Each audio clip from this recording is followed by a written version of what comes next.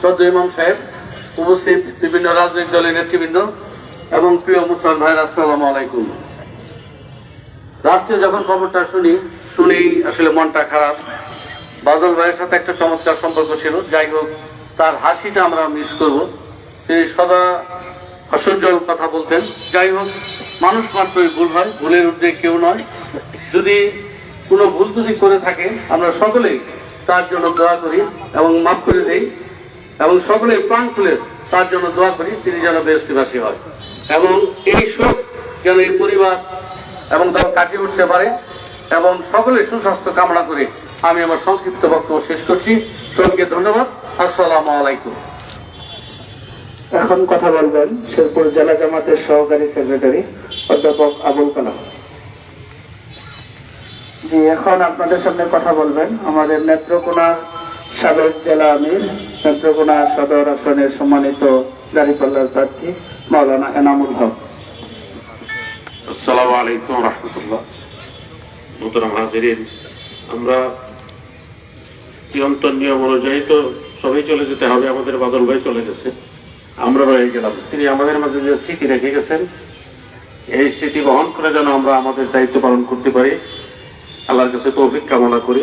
তার জীবনের সমস্ত ভুল ত্রুটি আল্লাহ তাআলা মাফ করে দিন। পরিবারের প্রতি আমরা সমবেদনা জ্ঞাপন করি। আল্লাহ তাআলা সবরে জামিল দান করুন, সহকর্মী সকলকে যেন সবরে জামিল দান করেন। আল্লাহুম্মা আমিন। আসসালামু আলাইকুম ওয়া রাহমাতুল্লাহ।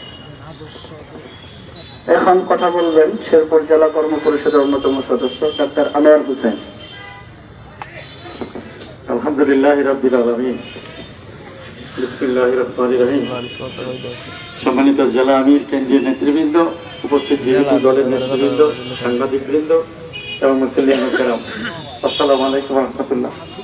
আজকে মাইয়াতকে সামনে নিয়ে আসছে, সবকিছু ধারাবাহিকভাবে চলছিল। আমি 2 জেলার দায়িত্ব পালন করেছি ছাত্র শিবিরে। আমার পরে এনে আইসকে ভাবছিলাম ওরা আবার জানাজা পড়বে, আজকে এলোমেলো হয়ে গেল। আজকে ওর জানাজা আবার পড়তে হচ্ছে। বাপদের কাছে দোয়া করছি, আল্লাহ তুমি ওকে জান্নাত দান করো, আল্লাহ তোমার সম্মানিত মেহমান হিসেবে ওকে কবুল করো। ওর পরিবারের একটা ছেলে, ওর সন্তানদের মধ্যে, এই সন্তানকে আমরা কিভাবে সান্ত্বনা দিব?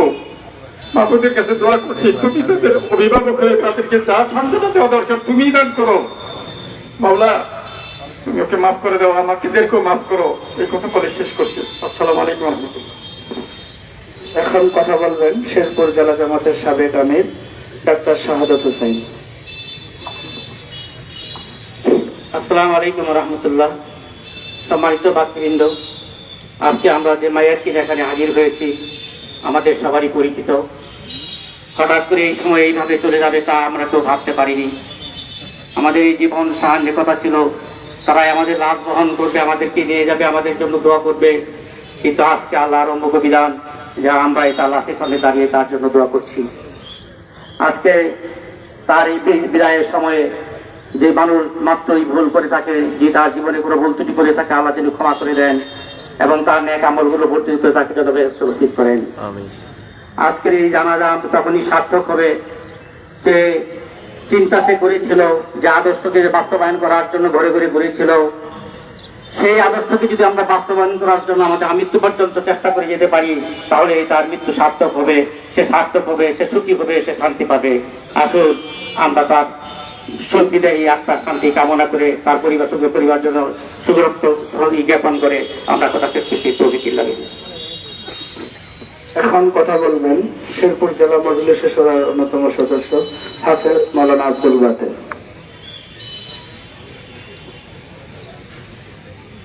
আসসালামু আলাইকুম ওয়া রাহমাতুল্লাহি ওয়া বারাকাতুহু। সম্মানিত ইমাম সাহেব, উপস্থিত আছেন বাংলাদেশ জামাত ইসলামী কেন্দ্রীয় সভাপতি জনাব মাসুদ, উপস্থিত বিভিন্ন কেন্দ্রীয় এবং জেলা নেতৃবৃন্দ, সম্মানিত মুসলিম ভাই সব, আসসালামু আলাইকুম ওয়া রাহমাতুল্লাহ। বাদল, একদিন কথা বললাম যে তুমি যে তোমার সমস্যা 2টি থেকে তোমার নষ্ট, তুমি কি যাবে না? যাও, আমার ছেলে তুরস্কে আছে, তুমি যদি যাও তাহলে আমি বলে দিব। পরে বললো ভাই যাইতে ইলেকশন পালন করতে পারবো না, দোয়া করেন যাতে আমি লাল পাসপোর্টকে যেতে পারি। আল্লাহ তাকে জান্নাতের লাল পাসপোর্ট দিয়ে গেছে। আমরা জান্নাতের মেহমান হিসেবে আল্লাহ কবুল করুন, এই প্রত্যাশা কামনা করি। শেষ করছি। আসসালামু আলাইকুম। এখন কথা বলবেন নেত্রকোনা জেলা জামাতের আমির মৌলানা সাদেক আহমেদ হারিস। আসসালামু আলাইকুম রহমতুল্লাহ। সম্মানিত নেতৃবৃন্দ, শ্রদ্ধেয় উপস্থিতি, আমরা আমাদের প্রিয় ভাইকে হারিয়েছি। উনি আমাদের অগ্রগামী হয়েছেন। আল্লাহ রাব্বুল আলামিন ওনাকে মাফ করে জান্নাতের সর্বোচ্চ মাকাম দান করুন। ওনার সুখহত পরিবার সেই সুখ সইবার মতো তৌফিক আল্লাহ দান করুন। আমরা তাকওয়ার জীবন গঠন করি, আমাদেরও এই অবস্থা হবে, চলে যেতে হবে।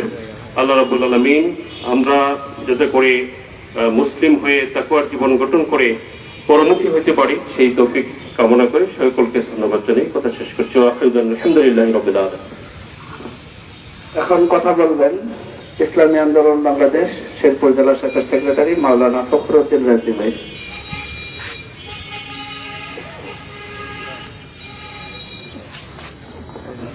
আসসালামু আলাইকুম রহমতুল্লাহ। আমরা মরহুম বাদল ভাইয়ের জানাজায় অংশগ্রহণ করেছি।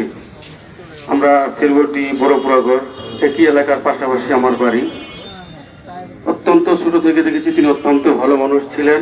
আমাকে বলতেন, ছোট ভাই তুমি ইসলামী আন্দোলনের সেক্রেটারি, আমি জামাতের সেক্রেটারি, আমরা ঐক্যবদ্ধভাবে এই শেরপুরকে করবো ইনশাআল্লাহ।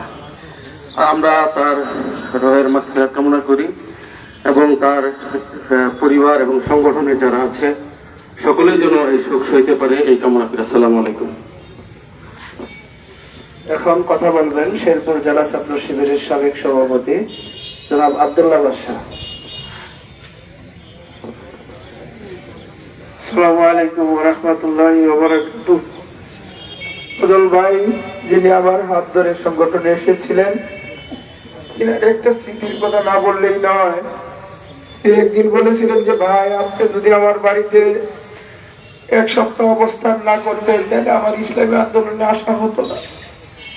এত ব্যস্ততার মাঝে বাদল ভাই আমাকে একটা ফোন দিতে, গতকালকের আগের দিনও তিনি কথা বলছেন, মিছিলে আসেন এই অবস্থায়। আজকে আমি একটা আল্লাহ থেকে জান্নাতের সর্বোচ্চ মাকাম দান করুন। এখন কথা বলবেন শেরপুর সদর আসনের দাঁড়িপাল্লার সম্মানিত প্রার্থী ছাত্র শিবিরের সাবেক কেন্দ্রীয় সভাপতি হাফেজ রাশেদুল ইসলাম। আসসালামু আলাইকুম ওয়া রাহমাতুল্লাহি ওয়া বারাকাতুহু। একজন মানুষের জীবনের সবচেয়ে বড় সফলতা হলো তার জীবনে কোনো অবসর সময় না থাকা। তিনি রাত্রে রওনা হয়েছেন, সকালবেলার মধ্যে তার ডায়ালাইসিস শেষ হবে, আবার সকাল থেকে তিনি কাজে নামবেন। এটা ছিল বাদল ভাই। আমার জানা মতে এই খবরটা আমরা শেরপুরবাসী বা শ্রীবর্দী জিনাইগাতিবাসী কেউ জানি না। ওনার যে এত বড় অসুস্থতা, এত অসুস্থতা সত্ত্বেও যে তিনি এই কষ্টগুলো করছেন, রাত দিন পরিশ্রম করছেন, এই কথাগুলো কিন্তু কেউ আমরা জানি নাই।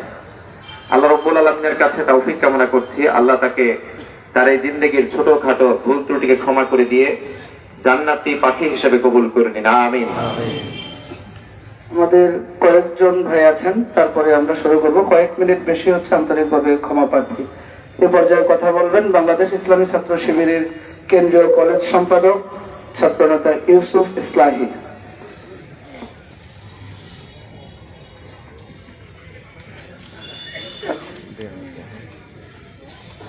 আসসালামু আলাইকুম ওয়া রাহমাতুল্লাহি ওয়া বারাকাতুহু।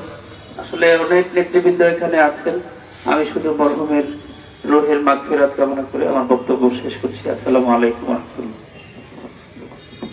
এখন কথা বলবেন শেরপুর জেলা বিএনপির সদ্য কমিটির আহ্বায়ক বরেণ্য আইনজীবী আমাদের সকলের শ্রদ্ধেয় অ্যাডভোকেট সিরাজুল ইসলাম ভাই।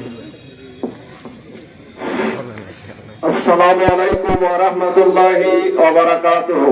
আউযু বিল্লাহি মিনাশ শাইতানির রাজীম। বিসমিল্লাহির রহমানির রহিম। আইনামা তাকুনু ইউদরিকুমুল মাউতু ওয়া লাউ কুনতুম ফি বুরুজি মুশাইয়্যিদা।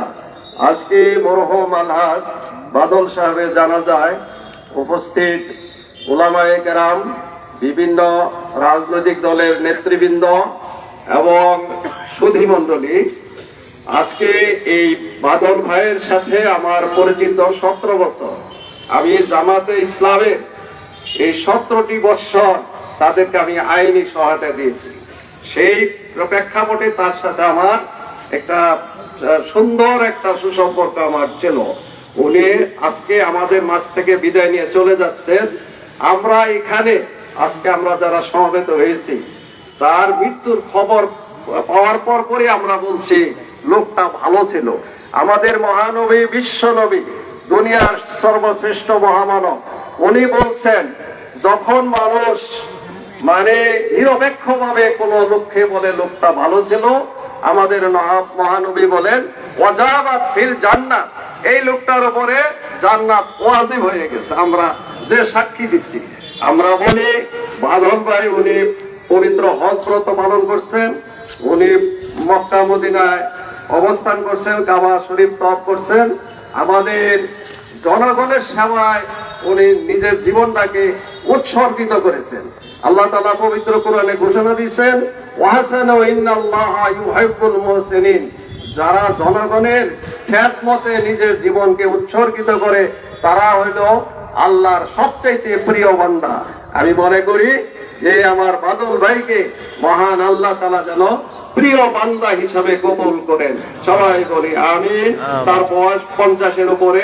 তার জিন্দগির যত ভুল ত্রুটি আছে, সমস্ত ভুল ত্রুটিগুলি মহান আল্লাহ তাআলা তার গাফর নামের বরকতে মাফ করে দিয়ে মহান আল্লাহ তাআলা যেন তাকে জান্নাতুল ফেরদাউসে উচ্চ মাকাম দান করেন। সবাই বলি আমিন।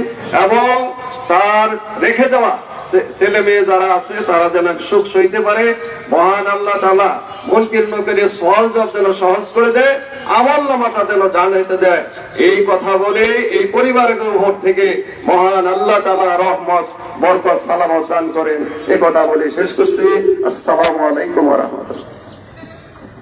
এখন কথা বলবেন সৌতুর জেলা বিএনপির সাবেক আহ্বায়ক, বরেণ্য রাজনীতিবিদ জনাব হযরত আলী ভাই। আসসালামু আলাইকুম ওয়া রাহমাতুল্লাহি ওয়া বারাকাতুহু। সম্মানিত ইমাম সাহেব, উপস্থিত বিভিন্ন রাজনৈতিক দলের নেতৃবৃন্দ, বিভিন্ন জেলা থেকে এবং কেন্দ্রীয় নেতৃবৃন্দ, সকলকে সালাম। সাংবাদিক বাইরে সকলকে সালাম। পিছনে আইন শৃঙ্খলা বাহিনী, রক্ষাকারী বাহিনী আছেন, সকলকে সালাম। আসসালামু আলাইকুম। আমি একটি কথাই শুধু বলবো, গত 25 দিন বাদলের সাথে আমার সাথে দেখা ডিসি অফিসে। সে অত্যন্ত চমৎকার একটা, যে এত সুন্দর সুন্দর মনের একটা মানুষ ছিল। আমি তাকে বললাম, বাদল তুমি কি চিকিৎসাটা করবে না? আমার সাথে অত্যন্ত মধুর একটা সম্পর্ক। আমি জানি না যে আমি বিএনপি করি, সে জামাত করে, এটা আমাদের মধ্যে সেই সম্পর্কটা ছিল না। অত্যন্ত মধুর একটা সম্পর্ক ছিল। আমার হাফিজ ভাইয়ের সাথেও সম্পর্ক ভালো। তাই এই লোকটা যে এত তাড়াতাড়ি চলে যাবে, উনি ওই যে বললেন আমাকে যে আমি নির্বাচনটা শেষ করে বড় ভাই আমি চিকিৎসা করতে যাবো চিকিৎসাবের সামনে। তো এত হাসিটা দিলেন, এত সুন্দর একটা হাসি দিলেন, একটা তার নির্বাচনী এলাকা সম্পর্কে কিছু কথা বললেন। এই লোকটা যে এত তাড়াতাড়ি চলে যাবে, আমরা তার জন্য অন্তরের অন্তঃস্থল থেকে সর্বস্তরের শেরপুরের জনগণ আমরা তার জন্য দোয়া করি এবং তার পরিবার যেন এই শোক কাটায় উঠতে পারে। আমি এই আহ্বান জানাচ্ছি, আজকে যারা আছেন অন্তর থেকে তার জন্য দোয়া করবেন। আর প্রত্যেকটা রাজনৈতিক নেতৃবৃন্দর কিছু না কিছু পক্ষে বিপক্ষে লোক থাকে, যদি কেউ থাকেন তাকে আজকে এই দিনে ক্ষমা সুন্দর দৃষ্টিতে আপনি দেখবেন, আপনারা ক্ষমা করে দিবেন। সকলকে ধন্যবাদ। আসসালামু আলাইকুম।